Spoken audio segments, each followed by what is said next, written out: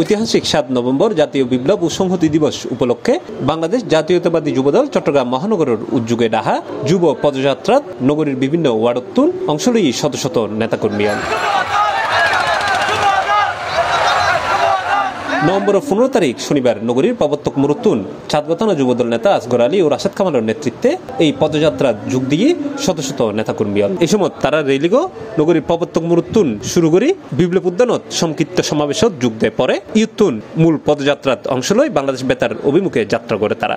আজ দীর্ঘ 16-17 বছরের পরে এত বড় রেলি আজ চট্টগ্রামতুন প্রথমে শুরু হওয়ার তাল্লাই আরা আসলে আনন্দিত এবং উৎফুল্ল। আর তাই 16 আন্তানা 41 খান ওয়ার্ডের মধ্যে হন কমিটি নাই ব্যাকিং বিলুপ্ত হয়ে সেই সুবাদে কিছু আওয়ামী সন্ত্রাসীরা যুবদলের নাম বিক্রি করিয়ে চাঁদাবাজি করেন।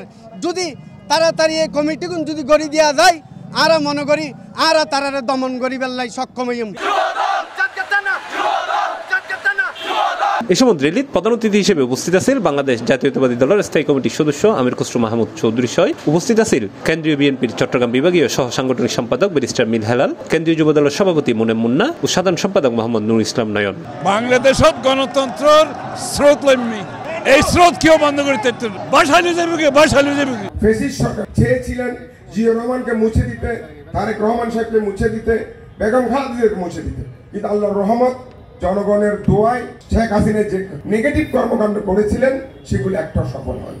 শহীদ রাষ্ট্রপতি জিয়াউর রহমানের শহর এই চট্টগ্রাম এতুনতে স্বাধীনতার ঘোষণা করছে। ইনশাআল্লাহ বাংলাদেশের অগ্রযাত্রা চট্টগ্রামের যুব সমাজের লইনে এই সংগ্রামে তারা ঐক্যবদ্ধভাবে রাজপথে থাকবে। এছাড়াও উপস্থিত আছেন চট্টগ্রাম যুবদলের সাবেক সভাপতি মুশারফ হোসেন দীপ্তি, সাবেক সাধারণ সম্পাদক মোহাম্মদ শাহেদ শয়, চট্টগ্রাম মহানগর উত্তর ও দক্ষিণের যুবদলের অসংখ্য নেতাকর্মী।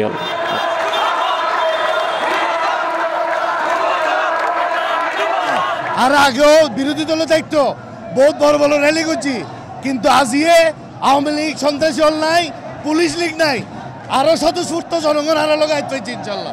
আজিয়ালি চিটাংশালত যুব সমাজের যে বিপ্লব, আজ এ বিপ্লব আজ এত নতুন করে শুরু হই আন্দোলনের প্রতি যে মানুষের সমর্থন ছিল সেটারই আজকের এই প্রতিফলন আমাদের র্যালিতে।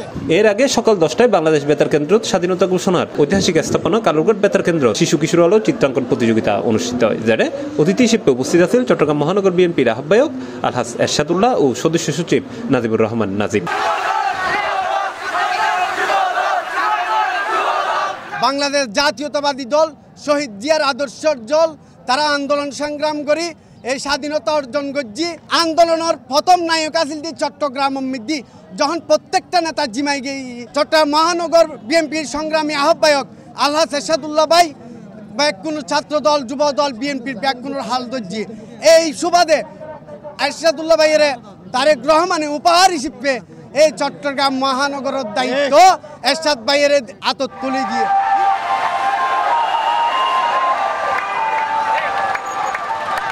C+ TV Chittagong.